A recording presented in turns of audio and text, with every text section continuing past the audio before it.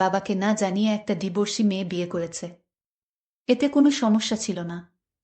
ভাইয়া হয়তো ভাবির সৌন্দর্য দেখে বিয়ে করেছিল, কিন্তু ভাবির আচার ব্যবহার আমাদের সুখের সংসারে অশান্তি নেমে এসেছে। আমার বয়স খুব কম হলেও আমি ভাবির সকল কর্মকাণ্ড বুঝতে পারি, কিন্তু ভাবির এরকম বাবা মায়ের উপর অত্যাচার আমার কিছুতেই সহ্য হতো না। আর ভাইয়া তো চাকরির কাজে শহরে থাকত। একদিন ভাবিকে হোটেলে নিয়ে গেলাম, আর হোটেলে নিয়ে যা করেছিলাম তা শুনলে তোমাদের মাথা গরম হয়ে যাবে। তাহলে মূল ঘটনাটি বলি। এইমাত্র আমি ৫০০ টাকার ৩টা নোট ড্রেসিং টেবিলের উপর রেখে কিচেনে গেলাম, এখন দেখি টাকাটা নেই। সোহান, টাকাটা কি তুমি নিয়েছ? ভাবির এই কথা শুনে আমার মাথা জ্বলে উঠল। শেষ পর্যন্ত চোর বানিয়ে দিল আমাকে। ছি! অবশ্য বেকারদেরকে মানুষের অনেক কথা শুনেই বেমালুম হজম করতে হয়। কথায় কথায় মাথা জ্বলে উঠলে চলে না। অনেক কষ্টে নিজেকে সামলে নিয়ে বললাম, না ভাবি, আমি নেইনি। হয়তো অন্য কোথাও রেখেছ, ভালো করে খুঁজে দেখো। ভাবি বলল, সব জায়গায় খুঁজেছি, কোথাও নেই। তুমি একটু মনে করে দেখো। এমনও তো হতে পারে তুমি মনের ভুলে নিয়ে মানিব্যাগে ঢুকিয়ে ফেলেছ, এখন মনে করতে পারছো না। এবার সত্যি সত্যি মাথায় আগুন চলে গেল। আমি খুব হালকা স্বরে বললাম, ভাবি, তুমি যেভাবে আমাকে অপমান করছো, এর মধ্যে যে চূড়ান্ত রকমের একটা ছোটলোকি আছে। তুমি কি তা বুঝতে পারছো? এই কথায় ভাবি শ্রাব্য অশ্রাব্য ভাষায় যা বলা শুরু করলো, তাতে তাকে আর একটা ভদ্র বাড়ির ছেলে, বউ কিংবা কোনো ভালো ঘরের মেয়ে বলা যায় না। এক পর্যায়ে সে বলেই ফেলল, ধামরা একটা ছেলে বছরের পর বছর ভাইয়ের ঘাড়ে বসে বসে হাতির মতো গিলছে। ৪ পয়সা ইনকামের মুরদ নেই, সে কি না আমাকে বলে ছোটলোক। আমি বারবার এদিক ওদিক তাকাচ্ছি, যেন মা এইসব কথা কোনোভাবে শুনতে না পায়। এমনিতেই সে স্ট্রোকের রুগী, কোনোভাবেই উত্তেজিত হতে পারে, এমন কিছু শুনতে দেয়া যাবে না তাকে। এরপর আর কোনো কথা জোগালো না আমার মুখে। নিঃশব্দে বাড়ি থেকে বের হয়ে গেলাম। বেলা বাজে 10টা 56। রোদ তেতে উঠেছে। আষাঢ় মাস, অথচ বৃষ্টির নামগন্ধও নেই।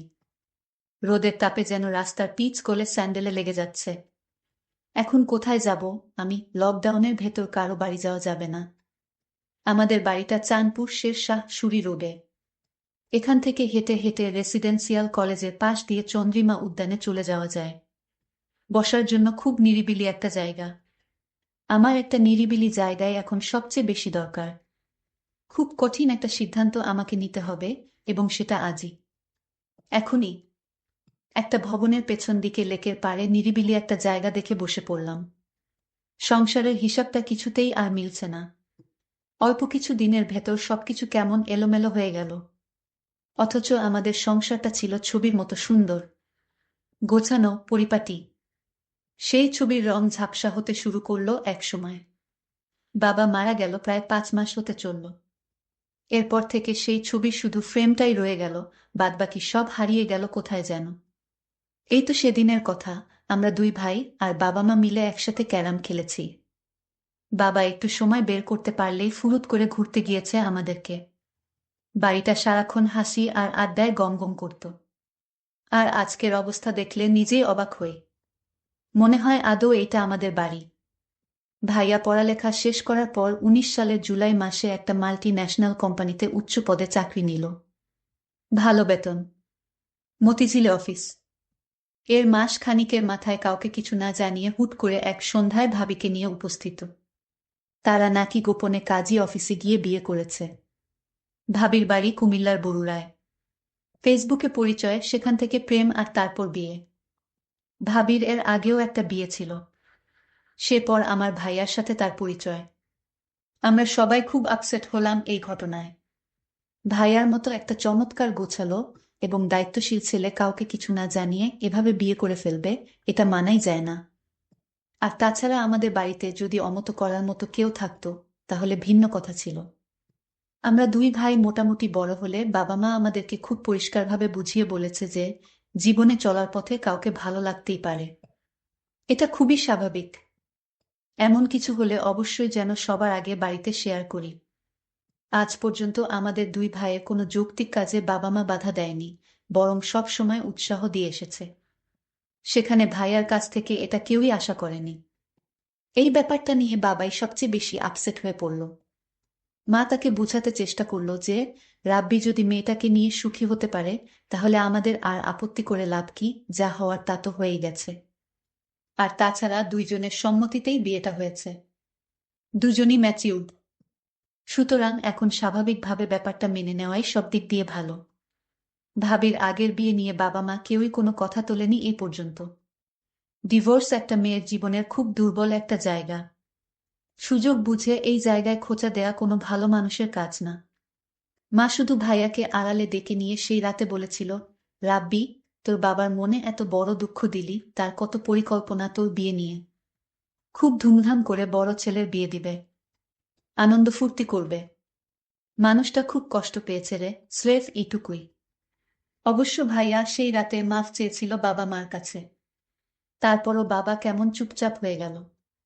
এরপর থেকে কখনো আগের মতো সেই চঞ্চল মানুষটাকে আর দেখিনি।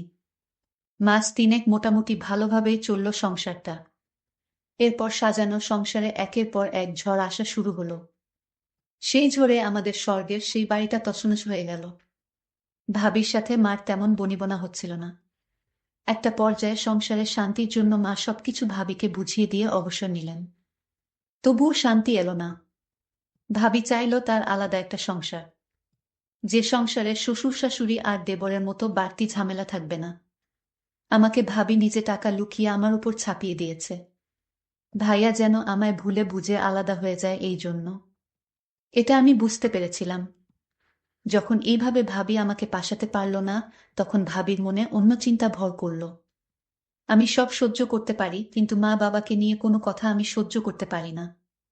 আমাকে ভাবি মিথ্যা দোষারোপ করুক, এত আমার কোনো সমস্যা নাই, কিন্তু বাবা মাকে নিয়ে কোনো অপমান, এটা আমি সহ্য করতে পারবো না। কিভাবে আমাকে ভাইয়ার চোখে খারাপ বানানো যায়, এই সুযোগ ভাবি সবসময় খুঁজত। কিন্তু আমি তো আর বোকা না যে ভাবির মতলব আমি বুঝি না। বয়সটা হয়তো কম হতে পারে। ভাবি বাবার সাথে তেমন ভালোভাবে কথা বলতো না। বাবাকে ভাবি চা বানিয়ে দিত কোনোরকম ভাবে। এতে বাবা মুখ বুজে সব সহ্য করত, ভাবিকে কোনো কিছুই বলতো না। আমি শুধু চেয়ে দেখতাম। তবে ভাবি দিন দিন মা বাবার প্রতি এক ধরনের অত্যাচার শুরু করলেন। সময় মতো মা বাবার খাবার দেওয়া, মা বাবার যত্ন কিছুই করতো না সে। আমি মা বাবাকে সব সময় বুঝাতাম, ভাইয়া হয়তো জীবনে বড় একটা ভুল করে ফেলেছে, কিন্তু এই ভুলের মাসুল কি তোমাদের দিতে হবে? এ আমি কিছুতেই হতে দিব না। ভাবিকে দেখতাম, বেশিরভাগ সময় দেখতাম ফোনে কার সাথে জানি কথা বলতো। ভাইয়া যখন বাড়িতে থাকতো না, তখন ভাবি কার সাথে যেন কথা বলতো ফোনে সারাক্ষণ। এই দৃশ্য আমি দেখতে পেতাম। একদিন আমি দেয়ালের ওপাশ থেকে শুনতে পেলাম ভাবি ফোনে বলল, কাল আমার স্বামী বাসায় থাকবে না, তুমি একটু আমার সাথে দেখা করো, জরুরি কথা ছিল। ভাবির এসব কথা শুনে আমি চমকে উঠি, তার মানে ভাইয়াকে এভাবে ভাবি ফাঁকি দিয়ে চলেছে। আর ভাইয়া কিছুই বুঝতেছে না। কিন্তু ভাইয়ার মতো আমি এতটা বোকা না যে আমার চোখ ফাঁকি দিয়ে থাকবে। আমি এরপর থেকে ভাবিকে চোখে চোখে রাখি। কখন কি করে কার সাথে কথা বলে সবকিছুর খবর আমি রাখি। অন্য একদিন ভাবি ফোনে বলল, কাল কিন্তু তোমার আসতেই হবে। আমি এই দিন বাড়ি থেকে এক পাও নড়লাম না। আমি আজ দেখব ভাবির ঘরে কে আসে। আমি অপেক্ষায় রইলাম লোকটিকে দেখার জন্য। রাত যখন 10টা বাজে, তখন দেখতে পেলাম ভাবির রুমে একটি ছেলেকে ঢুকতে। ছেলেটি ভাবিকে বলছে, তুমি কেন এখানে পড়ে আছো? ভাবি তখন বলল, আরে কিছুদিন আছি এখানে, আমার স্বামীর কাছ থেকে সিগনেচারটা নিতে পারলেই সকল সম্পত্তি আমাদের হয়ে যাবে। আমরা এই বাড়িটি বিক্রি করে অন্য কোথাও একটা বাড়ি রাখব, আর আমরা সুখে জীবন যাপন করব। ছেলেটি বলল, কখন করবে? আর কিছুদিন ধৈর্য ধরো প্লিজ, আমি একটা সুযোগ খুঁজতেছি। তারপর তারা দুজন দেখলাম ঘনিষ্ঠ হতে লাগলো। আমি জানালার পাকা দিয়ে তা ভিডিও করে ফেলি। এখন কোথায় যাবে ভাবি, তুমি তো আমার হাতে ধরা। তোমার সমস্ত প্ল্যান আমি মোবাইল দিয়ে রেকর্ড করেছি ভাবি। এখন আমি তোমাকে যে কি করব তা তুমি কল্পনাও করতে পারবে না ভাবি। সামনে তোমার খারাপ সময় আসছে ভাবি। তোমার এরকম প্ল্যান আমার আর বুঝতে বাকি নাই।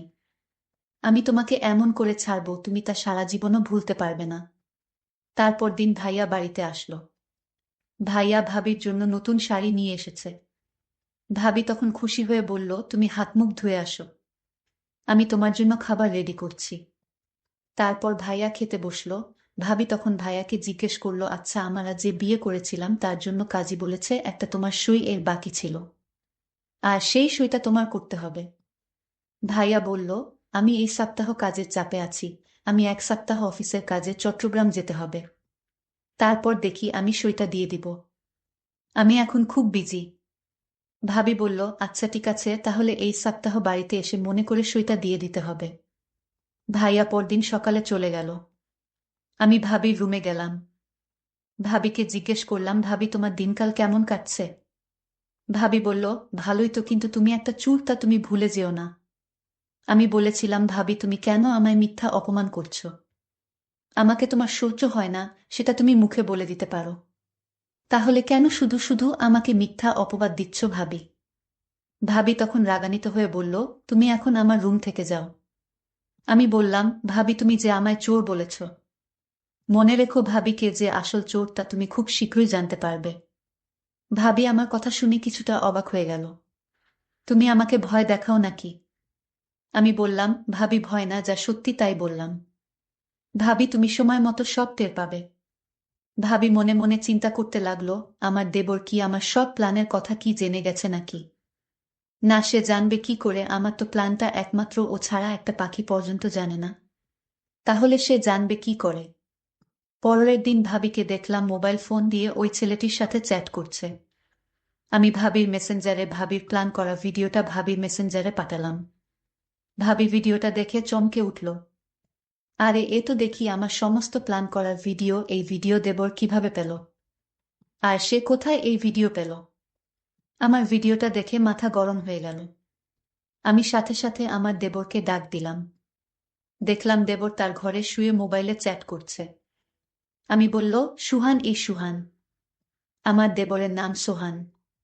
আমি তাকে ডাক দিলাম, সে আমার ডাক শুনেও না শোনার ভান করল। আমি 3টা ডাক দিলাম জোরে জোরে। সোহান তখন বলল, আরে ভাবি আপনি এত রাতে কি হয়েছে? ভাবি কোনো সমস্যা? ভাবি বলল, তুমি জেনেও না জানার ভান করছো কেন? আমি বললাম, ভাবি তুমি কি পাগল হয়ে গেছো? আমি কি জানি? আমি কিছু জানি না। আর তুমি কিসের কথা বলছো? ভাবি তখন বলল, তুমি এই ভিডিও কোথায় পেলে? আরে আমি এই ভিডিও, তুমি যার সাথে সম্পদ চুরি করে যার সাথে পালিয়ে যাবার প্ল্যান করছিলে সেই আমাকে এই ভিডিও দিয়েছে ভাবি। ভাবি আমার কথাটা বিশ্বাস করতে পারল না মনে হয়। ভাবি বলল, এ হতে পারে না। আমি বললাম, ভাবি তোমার প্ল্যান করা সমস্ত ভিডিও আমার কাছে আছে। আমি এই ভিডিও ভাইয়াকে দেখাবো, তারপর থানায় গিয়ে মামলা করব। তোমাকে সারা জীবন জেলে থাকতে হবে ভাবি। ভাবির সুন্দর মুখখানা শুকিয়ে গেল আমার কথা শুনে। ভাবি দেখলাম অনেক ভয় পেল। তারপর আমায় ভাবি বলল, সোহান আমি ভুল করেছি, প্লিজ তুমি এই ভিডিওটা ডিলিট করে দাও। আমি বলেছিলাম, না ভাবি, তুমি যে প্ল্যান করেছিলা সেটা যদি আমি সময় মতো না জানতাম তাহলে আমাদের তুমি রাস্তার ফকির বানিয়ে ছাড়তে। ভাইয়াকে বোকা ভেবেছ তুমি, কিন্তু আমি বোকা না। ভাবি তখন বলল, আচ্ছা সোহান তুমি কি চাও আমি তোমার সব কথা শুনবো, তাও তুমি তোমার ভাইয়াকে এই ভিডিও দেখাইও না? আমি বললাম, ঠিক আছে আমি ভিডিও দেখাবো না, তবে আমি যা বলি তাই তোমার শুনতে হবে। ভাবি বলল, ঠিক আছে আমি তোমার সব কথাই শুনব। আমি তোমার মা বাবার সাথে ভালো আচরণ করব। আমি বলেছিলাম, ভাবি তাহলে কাল আমার সাথে একটি জায়গায় যেতে হবে। ভাবি বলল, ঠিক আছে। আমি ভাবিকে পরদিন সকালে ভাবিকে নিয়ে পটুয়াখালী ঘুরতে গেলাম। ভাবিকে বললাম, ভাইয়া ফোন করলে কি বলবে? ভাবি বলল, আমি বলবো আমার বাবা অসুস্থ, তাই আমি বাবাকে দেখতে এলাম। আমি 2-4 দিন বাবার সাথে থাকতে হবে। ভাবিকে বললাম, ভাবি তুমি তো দারুণ বুদ্ধিমতী। হঠাৎ আকাশের অবস্থা খুব খারাপ হলো, প্রচণ্ড ঝড় বৃষ্টি হতে শুরু করলো। আমি ভাবিকে নিয়ে একটা হোটেলে গেলাম, কারণ এখানে যারা ঘুরতে আসে তারা হোটেলেই থাকে। আমিও একটা হোটেল নিলাম। ভাবিকে বললাম, ভাবি তুমি হোটেলে বস, আমি কিছু খাবার নিয়ে আসি। আমি খাবার নিয়ে আসলাম। ভাবি তখন বলল, আমি নিচে শুয়ে পড়ি, তুমি কাঠে শুয়ে পড়ো। আমি বললাম, না কোনো সমস্যা নাই, তুমিও কাঠেই শু। ভাবি আমার সাথে কোনো কথা না বলে কাঠে এসে শুয়ে পড়ল। আমি সারা রাত ঘুমাইনি। আমার মনে একটাই চিন্তা, আমার মা বাবাকে এবং আমার সহজ সরল ভাইকে যেভাবে ঠকালো তার প্রতিশোধ আমাকে নিতে হবে। আমি ভাবিকে বললাম, ভাবি আজ আমি তোমায় যা বলবো তাই শুনবে, তুমি কিন্তু আমায় কথা দিয়েছিলে। ভাবি বলল, আমি তো বলেছি তোমার সব কথাই রাখবো। আমি বললাম, ভাবি তুমি কি ভাইয়ার সংসার করবে নাকি ওই ছেলের সাথে চলে যাবে? ভাবি বলল, যদি ওই ছেলের সাথে চলে যেতে চাইতাম তাহলে আমি তোমাকে বলতাম না যে তোমার ভাইয়াকে সেই ভিডিওটা দেখাতে। আমি যা করেছি সব ভুল করেছি। আমি তোমার সাথে তোমার বাবা মায়ের সাথে অন্যায় করেছি। এটার জন্য তুমি আমায় যে শাস্তি দিবে সেই শাস্তি আমি মেনে নিব। শুধু তোমার কাছে একটাই অনুরোধ, তোমাদের পরিবারে আমাকে থাকতে দাও। আমি ভাবিকে বললাম, ভাবি আমি আজ তোমাকে হোটেলে নিয়ে কেন আসলাম জানো? শুধু তোমার মনটা পরীক্ষা করার জন্য। আমি যা বুঝলাম তুমি সংসারটা বাঁচানোর জন্য সব করতে পারো, এটা আমি পরিষ্কার বুঝেছি ভাবি। আর তুমি কি করে ভাবলে আমি তোমার উপর এসব করার জন্য জুলুম করব? শোনো ভাবি, আমি তোমাকে এখানে আনার একটাই উদ্দেশ্য, যেন তুমি ভালো হয়ে যাও। দেখো ভাবি, আমি আজ ইচ্ছা করলে আমি অনেক কিছুই করতে পারতাম, কিন্তু আমি তা করিনি। কারণ ভাবিরা মায়ের মতোই হয়। দেবরের এসব কথা শুনে, তার ব্যবহার দেখে আমি অবাক হয়ে গেলাম। আমি কান্না করতে লাগলাম আর বলতে লাগলাম, তোমার বাবা মায়ের কাছে আমায় নিয়ে চলো, আমি তাদের কাছে ক্ষমা চেয়ে নিব। আর তুমি আমাকে ক্ষমা করে দিও, আমি তোমাকে অনেক কষ্ট দিয়েছি। তোমার মতো দেবর যদি প্রতি ঘরে থাকে তাহলে প্রত্যেকটা ঘর অনেক সুন্দর হয়ে যাবে। আমি ভেবেছিলাম মাত্র 10 বছরের একটা বাচ্চা দেবর, সে তার মেধাকে কাজে লাগিয়ে সংসারটা জোড়া লাগিয়ে দিল। আমি ধন্য তোমার মতো দেবর পেয়ে। দর্শক বন্ধুরা, আমি ওই ছেলেটির উপর দোষ চাপিয়ে আমার ভাইয়ার সংসারটা বাঁচিয়ে দিলাম। ভালো করিনি। তা অবশ্যই কমেন্ট করে জানাবেন।